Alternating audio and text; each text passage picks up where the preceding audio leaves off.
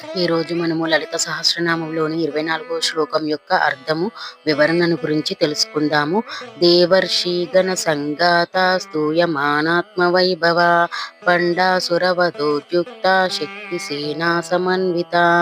దేవర్షి గణ సంగాత స్తూయమానాత్మ వైభవ అనగా దేవతల యొక్క ఋషుల యొక్క గణదేవతల యొక్క సముదాయము చేత స్తోత్రము చేయబడుచున్న తన యొక్క గొప్పదనము గలది.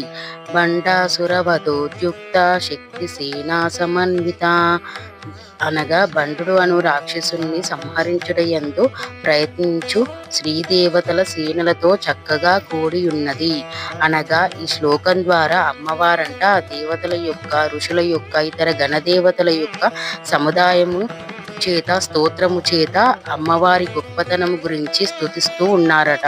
అప్పుడు అమ్మవారు బండాసురుడు అనే రాక్షసుని చంపేయడానికి అమ్మవారు ఇతర శ్రీదేవతల సైన్యంతో సిద్ధంగా ఉన్నదని ఈ శ్లోకం యొక్క భావము. ఓం శ్రీ మాత్రే నమః.